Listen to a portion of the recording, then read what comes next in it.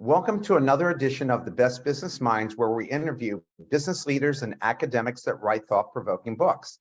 I'm Marc Kramer, serial entrepreneur who consults with family businesses and entrepreneurs. This is our 147th show. Today, our guest is Dr.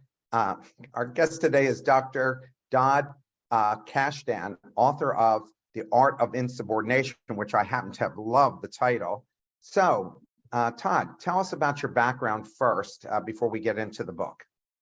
Sure. There's the emotional side and there's the kind of professional side. The emotional side is I was raised by a single mom in a lower income area of New York City. And you kind of learn without a male role model as a father in the picture, being raised as twins, you learn really quickly that the most inefficient route to develop your skills and figure out the social world is trial and error. And that's what kids of single parents often have to do. And so you learn what makes you funny, how do you attract people, what repulses people, and you figure out what your interests are and what you're doing to follow the herd in order to chase likability. And that background was really created the architectural framework for me eventually deciding that I want to devote my life to understanding what motivates human beings to do what they do, the power of conformity and how it influences people, and then how do you acquire well-being when you live in a neighborhood that's really opportunity poor. And I started my life working on Wall Street and realized I wasn't interested in money. I was really interested in understanding the human mind, which led me to psychology. I think you picked a great major because I'm so about understanding people, and I have a subscription to Psychology Today. And a lot of the authors I picked for the show talk about these kinds of issues. So let's talk about, why did you write this book and why this title? Because I thought it's very provoking. Yeah, I mean, that's the name of my newsletter, Provoked. So it fits with the theme of how I approach the world, which is, I think we need more jesters and fewer preachers. And part of being a jester is you're poking and prodding at some of the norms and some of the rules that people are following a little bit too closely. So I started this book about 6 years ago. And so this is before the 2020 election. This was when there's a couple of interesting sociological trends. You had the average person was working 12 different jobs in their adult life. So just like as people are talking about today, you didn't have a consistent work life. It was the lowest rate of religiosity in the history of society, and that's still declining as from over the past 6 years. You're talking about a change of all of the years of mating, this massive social upheaval where you have things such as Bumble, where people are deciding is that the person who's going to be the progenitor of activating whether a relationship is going to start is the woman, not the man. And that is a very new sociological effect.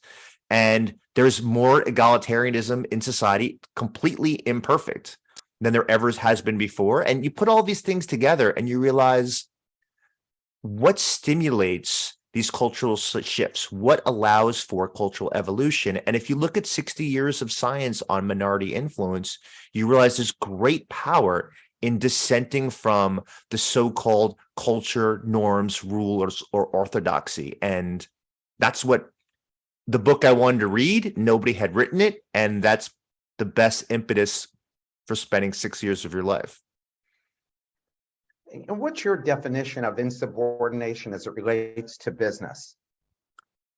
Well, everything in our social world can be described in hierarchies. You have a hierarchy of social attractiveness, who gets the most attention, who people want to sit next to at lunch. And you have a hierarchy of power. Whether we want to acknowledge it or not, they exist. That when they walk into a room, eyes turn towards them and people are receptive to what they have to say until proven otherwise.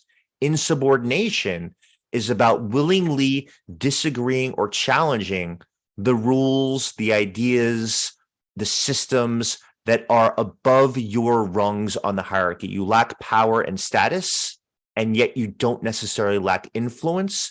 You just have to know that there are very particular ways for you to actually challenge authorities and the ideas of authorities that are outside, seemingly outside of your range and your reach. You write there are different types of insubordination. are they and what can it be? And when can it be a positive? Because you write a lot of positive stories throughout the book about people who are quote unquote insubordinate. Yeah. So to me, looking at across history, sociology, psychology, and the business world, you find four archetypes of principled rebels, which is basically your synonym for insubordination. So you have the one that most people really think about, which is the innovator, and they're basically creating content for other people. You have the culture shifter, which is someone that is altering the norms and pushing the norms of society and saying maybe we're not inclusive enough, or maybe we're excluding a great number of ideas and a number of people at the table. Then you have what I call the niche carver.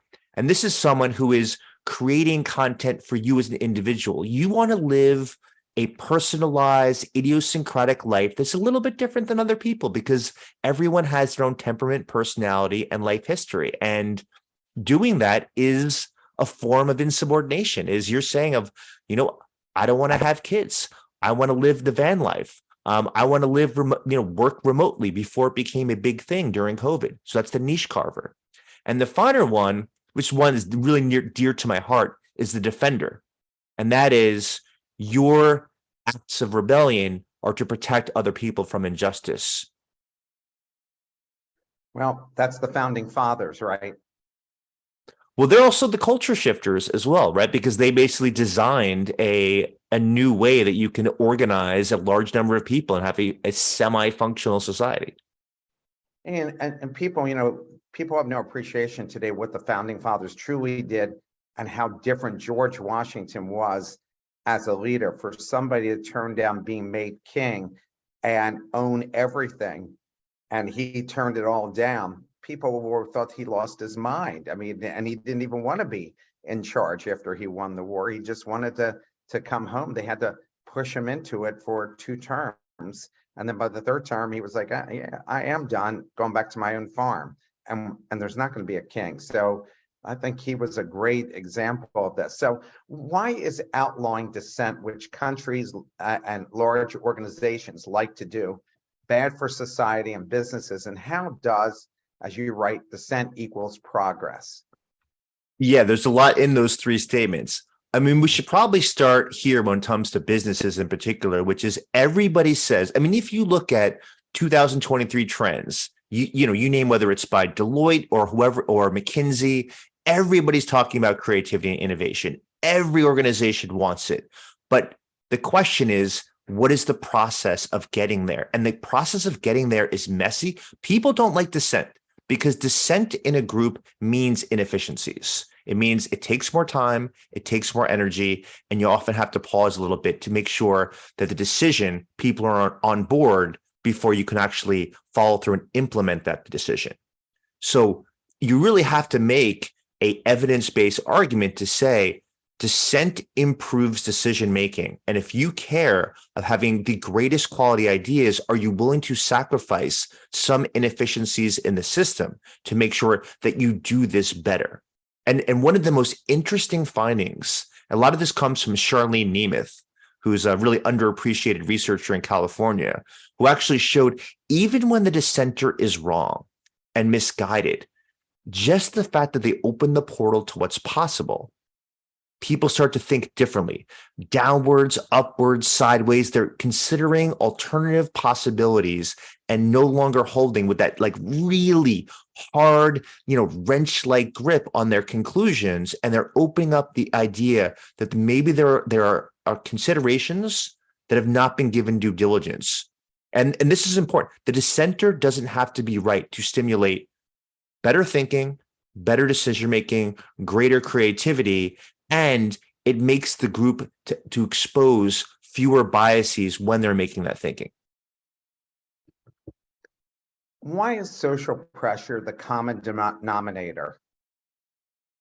In my formula for principled insubordination? Yeah.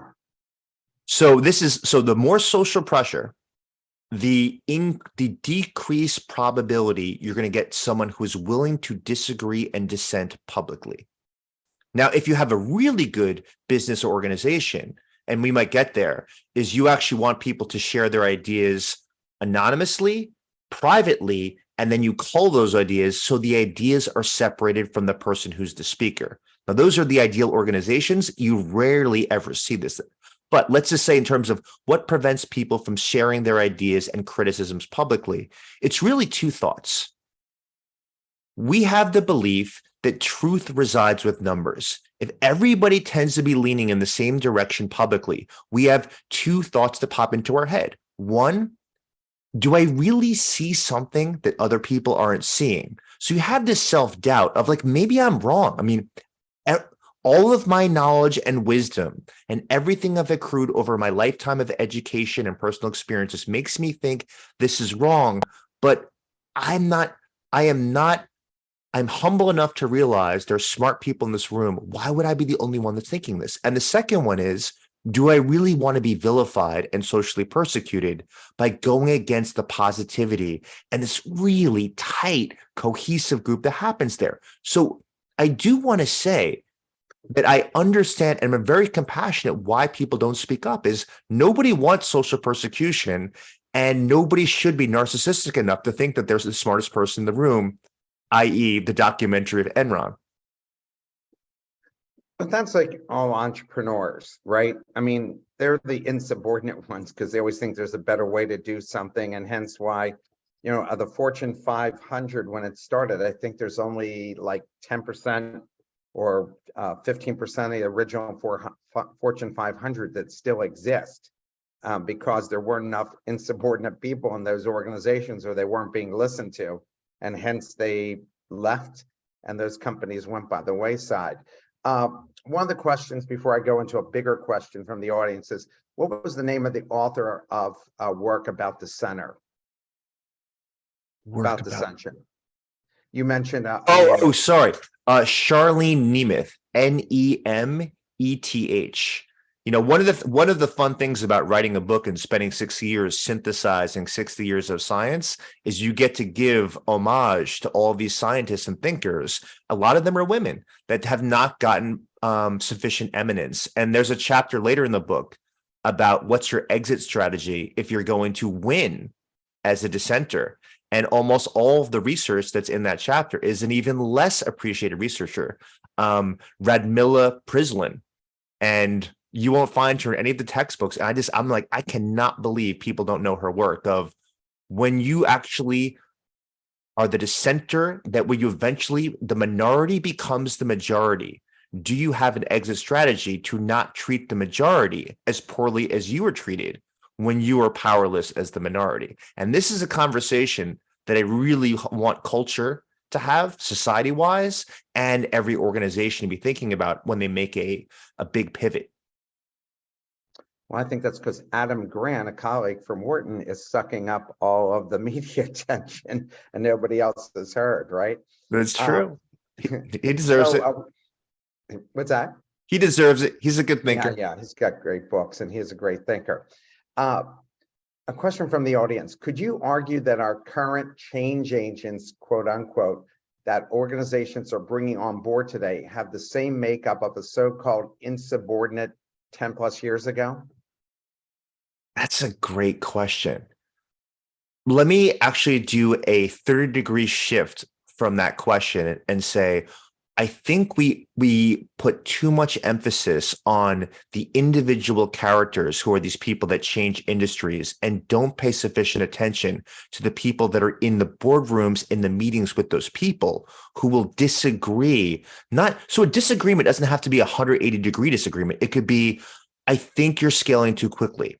I think you are emphasizing diversity in terms of bringing people in, but you're not emphasizing what will you do with them when they enter the team. And this is a big problem you have right now in the diversity conversation. So we are somewhat adequate for acquiring diverse people to join teams. We are horrendous in terms of making sure they have sufficient voice and airtime in these discussions. And I'm not just talking about demographics, although I'm thinking of women and people of different racial makeups. I'm also thinking of neurodivergent people and even personalities that are less frequently distributed in a group. So think of shyer and more timid people, or people that are more disagreeable as opposed to very likable. Is we should not be dismissing people based on characteristics that are irrelevant to performance and ideas, especially when you're in the privacy of decision making as opposed to the public face of an organization.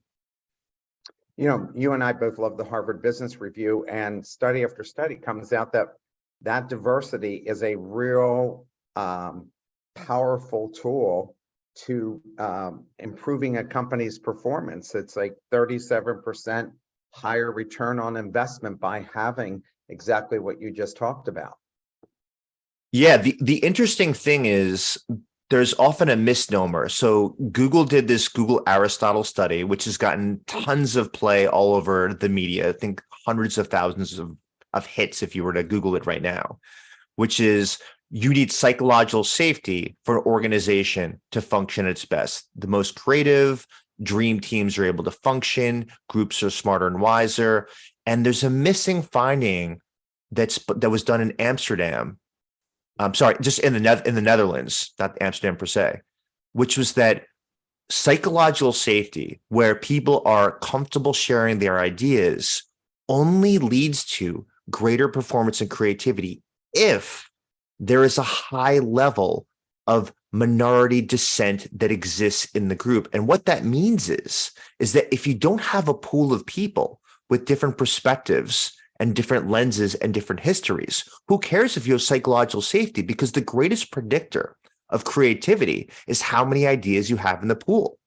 So you can have the safest place where you will not be persecuted for speaking out. There's trust is assumed, assumption of benevolence before you speak. But if the pool is small of divergent thinkers, you don't have much to work with. Sounds like Charles Darwin, according to the book, was the poster boy for insubordination. Why did you categorize him as such? I guess that we don't necessarily, I mean, clearly, you know, what he put out there was really radical at the time. And you wrote in the book that there have been a lot of people who died on the sword that came way before him who put out the same ideas. So talk a little bit about that. Yeah. So just to be scientific, since I'm a scientist, 34 people put out some semblance of the idea of evolution before Darwin. And most of them, their names are forgotten in the course of history. Now, one of them is his grandfather, Erasmus Darwin, which is why Darwin exists in the first place. Darwin perseverated about a few things that are fundamental to having a minority influence. And if you want to talk about being a minority, talk about someone who is considering that maybe a higher power such as God is not responsible for the world. If you think that in the 1800s, I mean, you cannot be more of a minority. I mean, this, like you said, people were died, hunted, police surveillance for having these ideas at the same time. So one thing that Darwin perseverated on was timing. What is the best time for a culture that is very religious to reveal an idea that maybe there's another gradual incremental process where creatures evolve over the course of time? So he sat on that book that was near finished for decades before he wrote it. Now, the idea of someone in 2023 sitting on a book from the age of 20 until you're 50 before you publish it is unheard of. And I'm surrounded by authors. That just does not happen in an Instagram, TikTok culture. The second one, he obsessed over framing. How do I present these ideas? Not because I think I'm right, because I want other people to open up a sense of curiosity of maybe, just maybe, there is something also besides a higher power that influences the change in the species over the course of time. So so if you read The Origin of Species, 1859, you will not find a screed against religion and a screed against God like the new atheist today. You will see very carefully, he does not attack religion and he doesn't attack God. He's saying, here is all this evidence from pigeons, from hummingbirds, from earthworms, from barnacles. And he puts all of this very carefully together to frame it and say, and he even asks questions in the writing of like, reader, how could you possibly look at all this evidence and not come to a conclusion that maybe things change over the course of time based on descendants being not being the same as their parents and the environment having an influence? And so he invites the reader into this interactive choose your own adventure journey. There's a framing and style that he does this. And then the third part was Darwin sucked at public speaking. You would not see a TED talk by Charles Darwin in the modern world. So an interesting fact in history is that scientific conventions and in public gatherings, he had proxies who were good public speakers, and he asked them. He had the humility to say, speak on behalf of me. I don't care what credit you get. You are amazing at this. It's not my strength.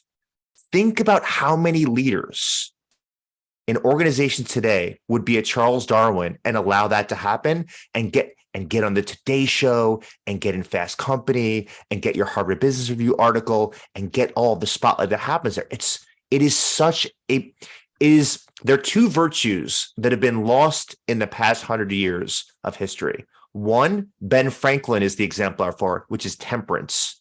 And then two is humility. For me, for Darwin is like the exemplar for it. And his bulldogs, Huxley being like known as Darwin's bulldog, would fight on his behalf and help him champion his ideas. So he's good at allies, good at leveraging other people's strengths, good at framing ideas, and he was exceptional when it came to timing. Smart to bring other people on board with him so he didn't have to face it himself and get other people to endorse his line of thinking, right? Yeah. Because so many people want to be the one who came out with the idea and get all the credit, but by sharing the credit with other people, then he was able to establish where people should take it seriously and not think he's a crackpot. Yeah, there is it's not in the book. There's a lot of ideas we're talking about that aren't in there. I call this the dissenter's paradox, which is what is good for the group and society is often bad for the well-being of the individual when it comes to dissenting. You're going to most likely take a hit in well-being. Now, not all the dimensions of well-being, but the ones that society focuses on. Happiness will take a hit. Equanimity is going to take a hit. Social relationships are going to take a hit. But what's going to go off the charts is meaning and purpose in life, mission, personal growth, moving towards an aspirational future, moving towards utopian ideals. So there's a trade-off here, and we have to be honest about that. And what I would argue is if you were to, research those people on their deathbed, those people with stage 4 cancer, those people that know they're going to die, people in their 80s and 90s, and ask them, they've been asked before, like, what regrets do you have? And they will say that I wish I took a bigger stand for the things that I care the most about. And I think it is worth taking the hit to sit back with your close friends who understand you and believe in you and know that you did the right thing, even though it hurt. Think of like Serpico. He was the police officer in the 70s who fought corruption in the New York Police Department system. His life took an incredible hit, but he was fighting against police. You were not supposed to go against the blue wall. If you were a police officer, you don't go against police officers. Relevant to the modern world as well. He saw that police officers were accepting prostitution to be taken off charges. He saw police officers planting drugs on people who were their adversaries in everyday life, and he spoke up. And after a court hearing where he took the stand and he came back into the police department, still working there, it was dead silent. And he walked in and he knew his life was at stake. And another police officer took out a knife blade and tried to kill him. He caught his arm, dropped the blade, and just let everyone know, I am not weak. I'm taking a stand. I'm not going anywhere. And these are the models that we should have in society. And if Frank Serpico could risk his life to fight corruption in a police department, who are we not to speak up and say something when we see injustice happening to someone right in front of us because we're worried that someone at work might not like us? You have a great story I really liked and I can relate to, and I think you probably can too, from working in academia, because that's a tough place that doesn't necessarily live up to its to its image. You tell us an amazing but not surprising story for those of us who've worked in academia, where a whistleblower called out her boss for fraud, and through poor investigative integrity by the university's ethics panel, the whistleblower was destroyed and the cheating professor initially got away with it. Could you please tell us a little bit about that story and why you selected it? Yeah, it's so one of the reasons I decided to tell it is it's never been told before. I was told to stay hush about this because I worked in the Research Institute on Addictions where this happened. I was a grad student at the time, and we were basically told of, listen, let's not talk about this because we don't want to air our dirty laundry outside. And I think this is a very common thing in toxic cultures. And if you have the value of integrity and you care that you want to make sure that the science that is released to the world is the science that is based on actual evidence and is not falsified, you have a duty to say something when you see falsehoods and false allegations and fake data. So this woman, Cheryl Kennedy, who I think is like heroic, is she realized that the person she was working for was collecting data from hundreds of couples where one member of the couple was abusing drugs. And one day she wondered, how is he collecting this data so quickly? He just got like 100 couples in 1 month. And I've never seen anything like this before. And she asked him, hey, can I see the raw data? This was back when it was pieces of paper, not on a computer. And he's like, oh, it's in a warehouse in, 90 miles away. And then she called the agency where supposedly he was finding people that were suffering from substance abuse. And that place had never heard of him. And he supposedly had never visited before. And she's basically not doing a private investigation. She just has a skepticism. She's on the team. Her name is on these papers. And finally, she makes a call to the leaders of the institute and saying, I think this is fraudulent data, that he's making this crap up. They did an investigation. He basically destroyed her career to some degree. She ended up having to leave and took a job at a different part of the university. Still to this day has colleagues that do not talk to her because of that she spoke out against this. About a year later, the New York State Senate realized that not only was the data fraudulent, but they started to look at the grants that he received, and he collected millions of dollars of grants based on fraudulent data. So they did an investigation then, and he was found guilty. But the interesting part about this story about dissent is Cheryl Kennedy never received an apology, and was never, that mistreatment they received was never undone. And it was never of like, listen, based on what you discovered, we are going to reimburse you for all the things that you experienced under the organization and protect you for the rest of your lifetime. She received nothing. Like, this is the first time, I think, publicly, having done, phone interviews with her for hours and hours, that anyone has publicly realized, like, you had a heroic person responsible for the story. It was not the New York State Senate. It was Cheryl Kennedy that was the whistleblower for the story. And I think you don't have Erin Brockovich's, that's how you pronounce her name, Brockovich? Yeah. Brockovich, yeah.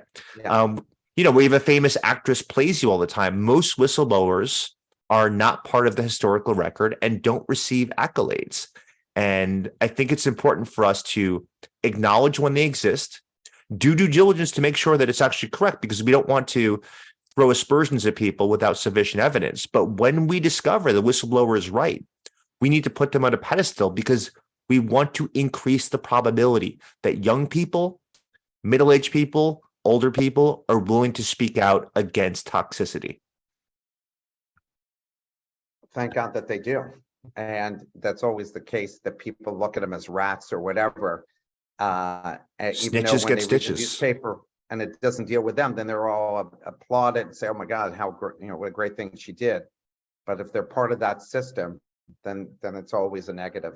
What's the difference between reckless and principled insubordination? So this is important. And I should say, because this comes up a lot, is if I can say there's a very clear line of when it's principled and when it's not principled. It's not completely concrete, but there are a couple of variables that are important. One, are you contributing to the advance of the group or your group or society? Or Are you merely pointing out the frailties and problems in a system for your own attainment of likability and status? So there's a lot of people that seem like they're principled rebels today in society. Just pick your political party right now and you'll find them. But they're really doing it because they have presidential aspirations and they know this is red meat to their followers and they don't really care about this issue. This happens a lot like in these, quote unquote culture wars. Now you see it on both sides where you're playing with people's lives, people that are racial minorities, women, people that are disabled, a lot of those invisible disabilities, hearing, vision, movement, highly sensitive people, and you're using them as pawns for a game for you to get status and likability. So the inauthenticity disqualifies you from the principled rebel part. You can still make a difference, but we wouldn't say it's a principled rebellion that you're involved in. And then the other part is, are you trying to contribute to, you see dysfunctional norms and rules, and you're really trying to create a more utopian system. And so if you're trying to close that gap, you're moving towards principled rebellion. So there's a motive part and there's an outcome part. And that it matters to determine whether someone's a principled rebel. Now, I should add this element. There are some people that seem like principled rebels from the information that we know today that we can say later, maybe it wasn't so principled, but we can't use hindsight bias, as we have to actually evaluate someone within the historical parameters of what we know at the time. And I know before we went on this call, we were talking about George Washington, where a lot of people attack him in the modern day world, but you can only really do that if you understand what information, what cultural zeitgeist existed when George Washington was there, as opposed to using modern standards of what we know now and use that to cast an aspersion on him in the modern world. Yeah, I'm 100% agree with you on that. What do you advise leaders do to handle rebels in a positive, constructive way? Because they seem to crush them, or at least the people below them crush them before they even know about their great ideas that they are suggesting. Absolutely. I'm so glad you raised this. So there's a few things. One, leaders and socially attractive people. That is people who, again, gain the spotlight easily by walking the room. People want to be around them. Those people must be told to speak less, if not at all, when you're meeting. When they speak, people, because they want their affection and they want their affinity, they're willing to agree with them, even if their ideas tend to be wrong-sided. So those ideas, those characters have to be squelched. The airtime has to be given culturally. Set up a system where voices that are minority views get to be aired, and there's a chance for them to be elaborated on. Now, the way to doing that is actually at any point in time, a leader can say, you know what? We've been having meetings for 3.5 years right now. And I want to change the culture of how we're doing it based on new ways of thinking and new evidence that I've just learned. Is that there's a couple of rules of productive disagreement that I want to have. This is one of them. I am not going to speak first. I'm not going to speak last. And we've had all these amazing diverse hires. I want to make sure that we have an opportunity to air them, and that their ideas won't be judged because of who they are, but for the quality of their ideas themselves. So we're going to create a new system where we will reveal the agenda before the meeting.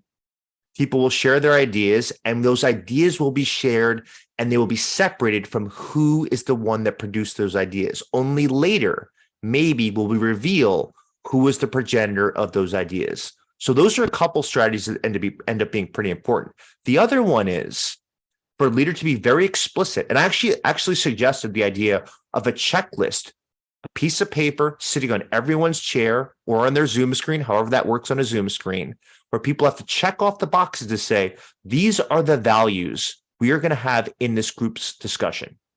We are focusing not on positivity for people to feel good, not for us to be cohesive and be on the same page, but autonomy, critical thinking, and independent thinking.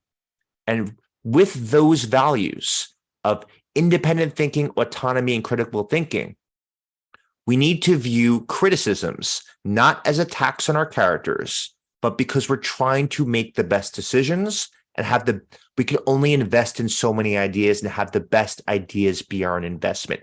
That is the motivation for why we're making this change.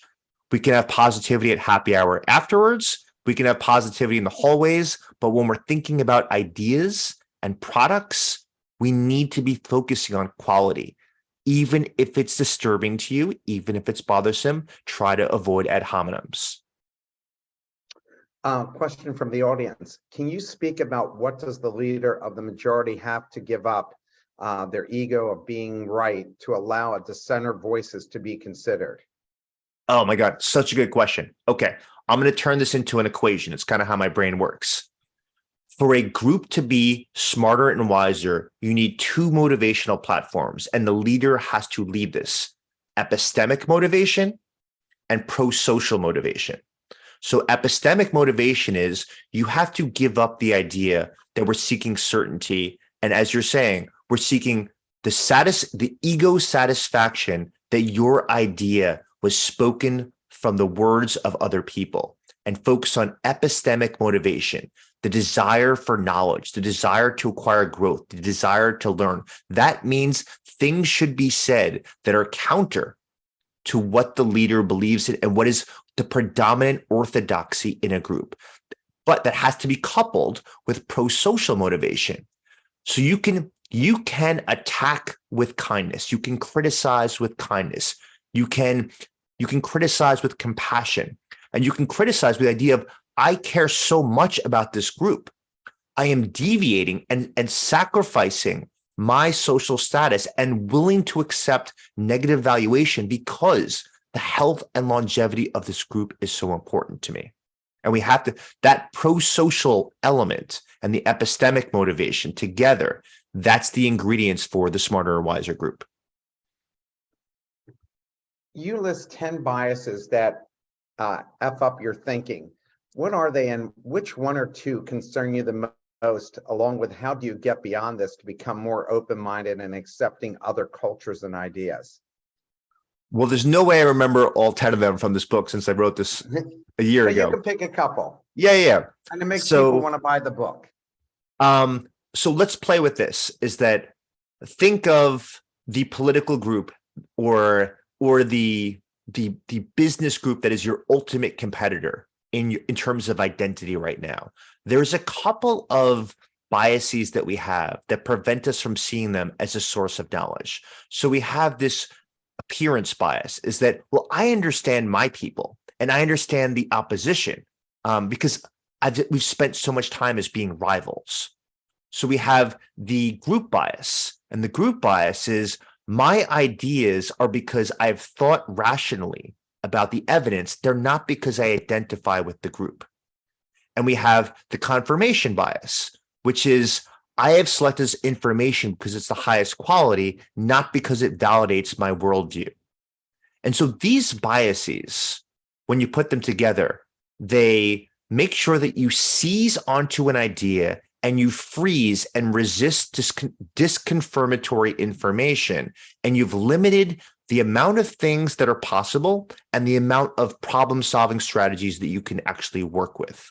And the other part, besides the seizing and freezing on ideas, is you have limited the silos that are open as portals of knowledge and wisdom. And when you view another group as the outsiders, horrible, terrible, rivals, someone to destroy, demolish, you have now limited the possibility that in that group lies individuals with specific ideas that you want to steal and use like an artist. You might not like them. You might not like how they use ideas, but the idea that an entire group has nothing for you to offer in terms of thinking about how you can improve your own thinking and the group's thinking is very unlikely, even at the greatest extremes. I mean, one thing that I didn't include in the book, which I spent a lot of time talking about, is because I grew up in Manhattan. The Gay Liberation Front in the 1970s is one of the best examples of activists that changed the world. And the reason that gay rights, now LGBTQIA rights, was so successful so quickly sociologically is because they were really good, this group of activists, of saying that those people that are homophobic or against us, they are not our enemies. They are stuck in status quo thinking. And so they looked at them and really examined, what is it about their lives that we connect to, that we have more similarities and differences? And one of my favorite protests, there's a video of this that you can find in, black and white archives, is them holding up signs, the Gay Liberation Front, in front of libraries, in front of Senate buildings, in front of schools, workplaces, which says, all we want to do is get divorced as much as you guys do. And that sort of humor and playfulness and identifying with the rivals is something that modern day activists miss.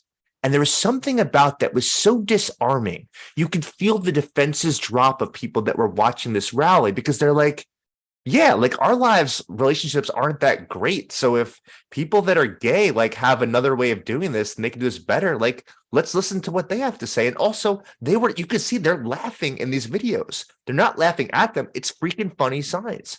And I think there's something to be said about minority influence of one strategy, if you lack power and status, is how can you evoke more curiosity than threat? And the 1970s, those people that were fighting on the front lines for gay rights, they understood this better than the modern activists today. And I really encourage and really love working with activists today of how can you be more influential, not just be louder? In the chapter about how to change the minds of conformists, you mentioned a punk rock band called Fugazi, which I had never heard of. I was only familiar with the term from Matthew McConaughey and The Wolf on Wall Street. And so I looked up the band as well, and you talked about the influence they had on groups like artists like Nirvana, Jay-Z, Red Hot Chili Peppers. Please tell us why you picked this group, and which seemed like it belonged in the 1960s in the counterculture revolution. And what can we learn from them? Yeah, you see that I'm smiling ear to ear because this is my childhood band. I mean, everybody has their band, right? So, I have aunts and uncles. It was Led Zeppelin, the Rolling Stones, who are still floating around. And for me, it was Fugazi. And the idea of being able to expose the world to my favorite independent band that most people never heard of was just a treasure. I had a chance to interview the lead singer of Fugazi, and it was like really a pleasure. This was a band that was developed underground in the punk rock scene, which I know a lot of people are not punk rock fans, such as myself, but you don't need to be, is in the punk rock scene, the heavy metal scene, the rock scene. It was a very male-dominated culture, still is today. And they were one of the first groups that said the band would stop playing if they saw anyone mistreat a woman in the audience. And they would stop, and Ian MacKaye, the lead singer, would walk into the crowd with the microphone. Now, I've been to about 15 of their concerts. I've seen this happen. And he walks right up to a guy who's actually like puts his arm around a woman, and the woman pushes the arm off of her and would say, hey, what's your problem? Why won't you listen to the woman? And the guy feels embarrassed and everyone's looking at him. He's like, listen, you know what? If this is how you want to behave, I'll give you your money back at the front door. You can leave and you can go listen to our CDs. Or you could say, here, women, men, everyone's accepted. Everybody cheers. And sometimes the guy would leave, and sometimes the guy would apologize right then and there. The power in a crowd of people at a concert for that to happen. And then for him to walk up stage as everyone's cheering. They're cheering for two things. They're cheering for Ian MacKaye for stepping in, but they're also cheering to the guy of reconciliation with him of, you know what? You realize the error of your ways, and you're going to actually kind of modify your behavior when you're here. And there's, again, contrast that with the modern world where you allow forgiveness and reconciliation in a few minutes of an interaction. That is absolutely beautiful. Now, the other part of them there's a lot more to them, but one of the parts that's worth mentioning now, they got to the point where there were millions of people who had bought their CDs, records, and tapes. Even though you haven't heard of them, they're actually quite well known. I think they crossed 10 million. They never raised the price of their CDs. It was always $5, and they never raised the price of concerts. Always $10, no matter how big they got, because they believe that kids, which they once were, cannot afford concerts in the modern world, and they never wanted to make it outside of their reach. And they would never play a venue that wasn't an all ages shows were allowed, to make sure that a 14 and 15-year-old that liked their music, they wouldn't miss access. Sorry. In the book, Got you write choked up.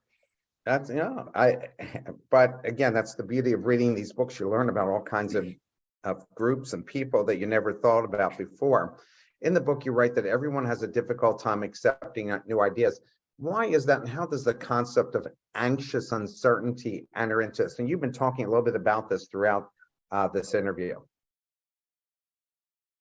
We fear uncertainty, and we don't understand the psychology that in most situations outside of finances and outside of our core relationships, uncertainty often intensifies and prolongs positive experiences. Now, I'll give you an example of one of my favorite studies that exists about organ donors. So imagine you're basically going to die if you don't get a kidney, a lung, or a bladder to have an organ donation. And this is going to happen. And you are told in the hospital, would you like to meet your donor, the person that donated a part of their body into you? And how do you think you'll feel? Now, almost everybody says, oh my God, of course, like we're going to have this incredible hug, and I'm going to be like, a part of you is inside of me. We're like one person. We're going to be best friends. They're going to come for Thanksgiving and Christmas. Of course I want to meet them. And other people say like, nah, it sounds like an awkward encounter. And what you find is they actually observe people over time meeting the people that donated an organ to them.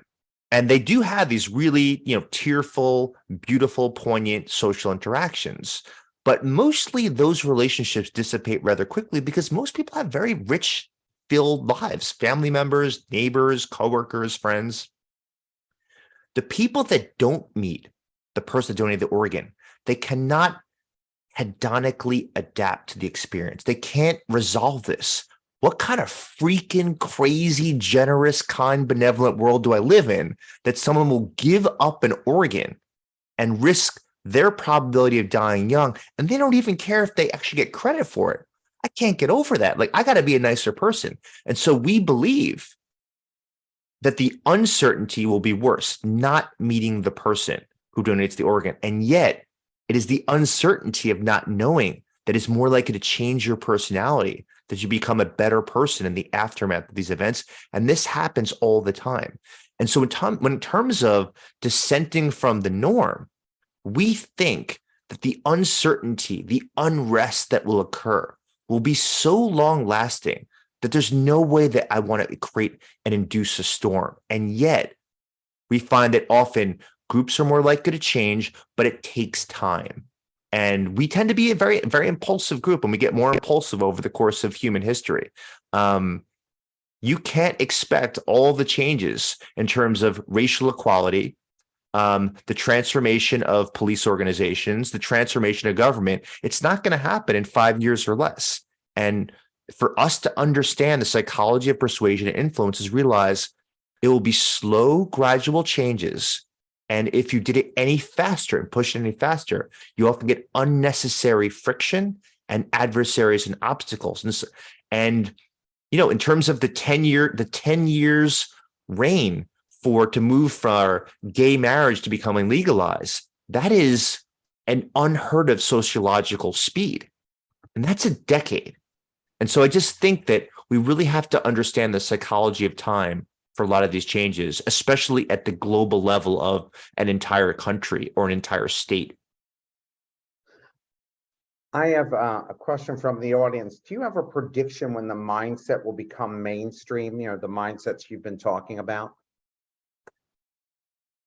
Honestly, I am a defensive pessimist on this. So a defensive pessimist is they hope for the best, but they brace for the worst. I really think that human psychology, in terms of defense of the status quo, this is one of the biases. Status quo bias is that we believe things that are around for a long time are inherently better than newer things. Now, we might have that glow of seeing something new, but in general, we feel a sense of reassurance and comfort with how things are. So think of the Supreme Court, right? In terms of, right now, conflicts of interest of spouses of Supreme Court justices is becoming very, you learn now of two Supreme Court justices with hundreds of thousands of dollars that we're talking at play, and we're talking about a lot of court precedents that might have been influenced by the spouses of Supreme Court justices.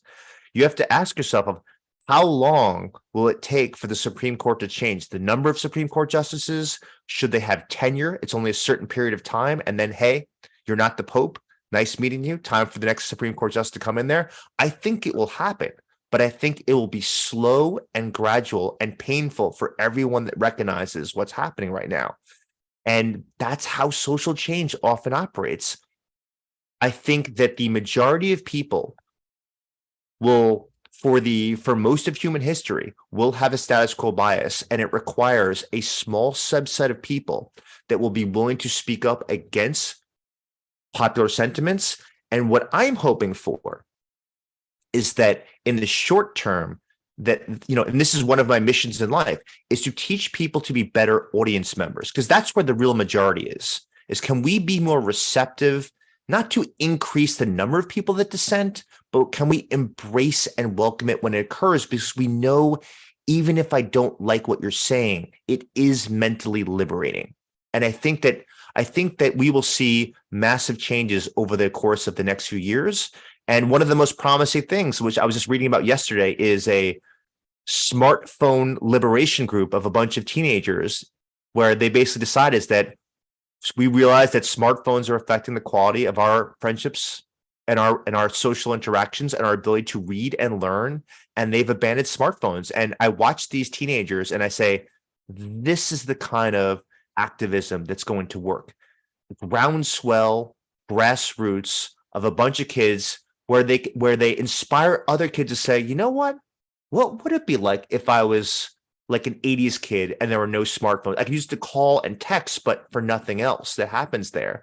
And I think we're going to see, hopefully, a lot more of these little social experiments. And when people see how satisfying it is for them, and we as an audience member, we give them a platform and a stage, that those little grassroots experiments will be the things that change society. It won't be a big whistleblower, and it won't be a big best-selling author that does it. It really will be these packs of teenagers that kind of start to question and challenge it, not with righteous indignation, but with a sense of, I want more exuberance and I have a better vision. Because the vision part is key. You can say what you hate, but if you can show the emotional elements of a better vision of how life can be led, that's what's going to lead to a great deal of following that occurs there.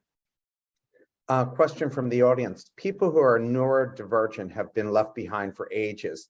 What are your suggestions to change these community regards?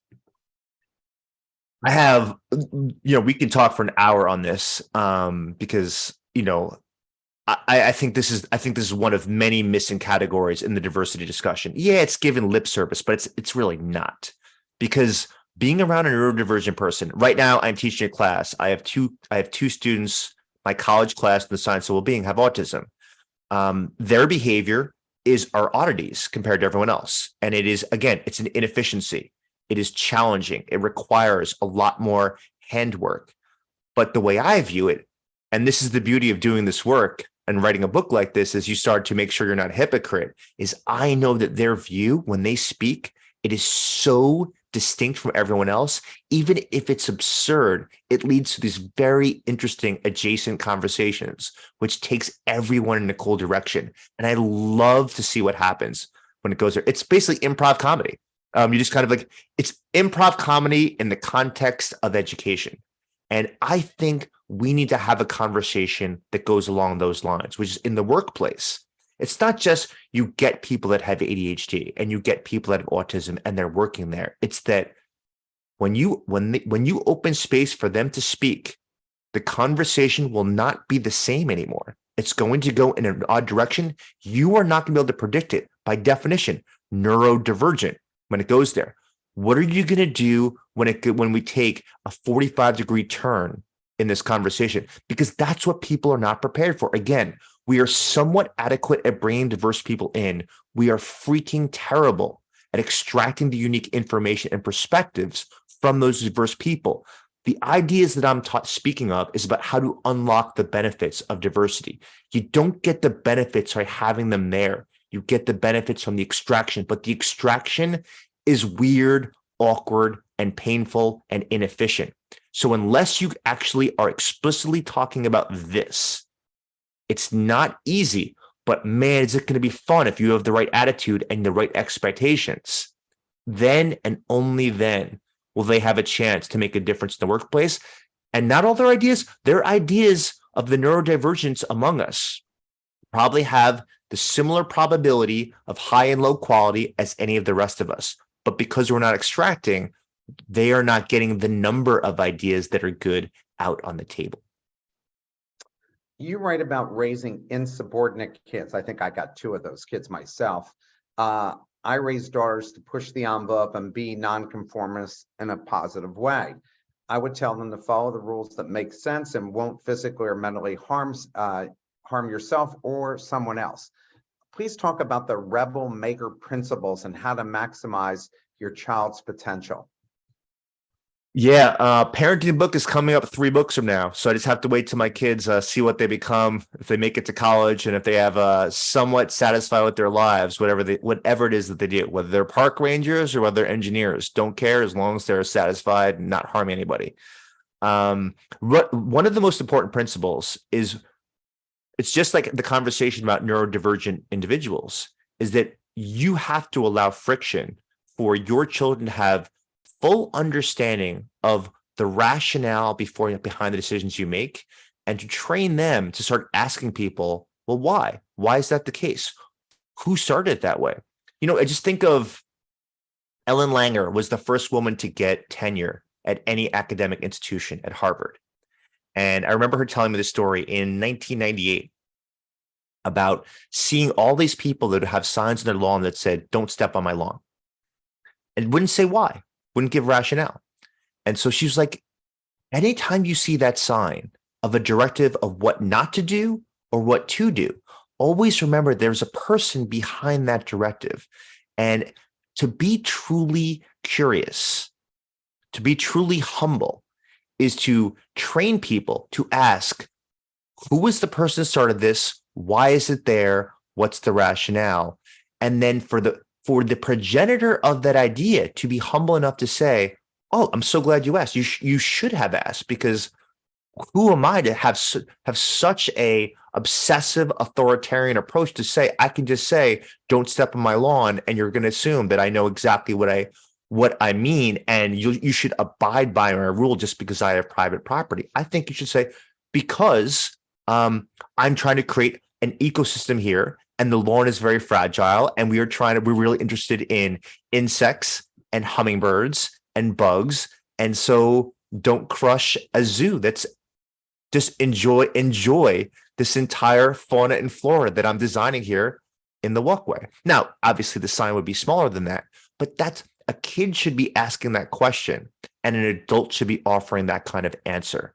And if adults don't do that, that's then and only then it's worthwhile for you to step in. Let me just, Mark, do we have time for a very quick story about this? Yeah, we have 2 minutes. Okay. Remember when the tape came out, the Access Hollywood tape with Donald Trump? Yeah. Okay. So my twin daughters were about 7 at the time, and my neighbor was a very big Trump fanatic supporter back then.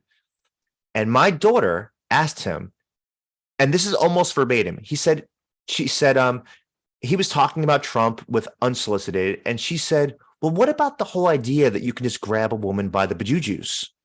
Yeah. And think about this opportunity. It's my next door neighbor. He's in his 70s. He could say anything to this girl.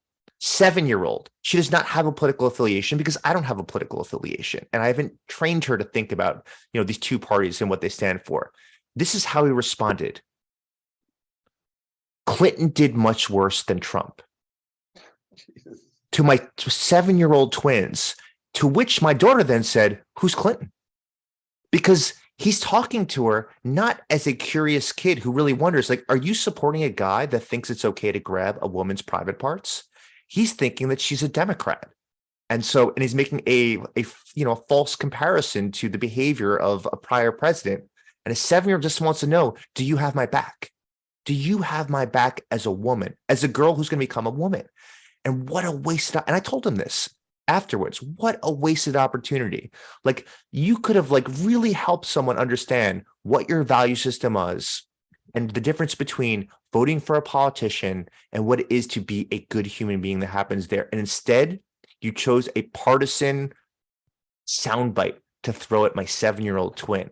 And that is the opposite of raising so to raise an insubordinate kid is for them to, you get to question anyone. Just do it from a place of interest and intrigue and not trying to do a, gotcha moment. Todd, I have to tell you, I can't wait for you to come out with the next book and have you back again. So I really enjoyed the hour one very quick, and I know everybody enjoyed hearing you talk about your book and everything you learned along the way. So thank you very much for taking the time to speak with us. Oh, these questions were incredible. So thanks for taking me down roads I did not expect to travel on. Excellent. Everybody have a wonderful weekend. Todd, you have a great weekend as well, and we'll look forward to hopefully having you back in the future. Absolutely. Bye, everyone. Take care. See you next week.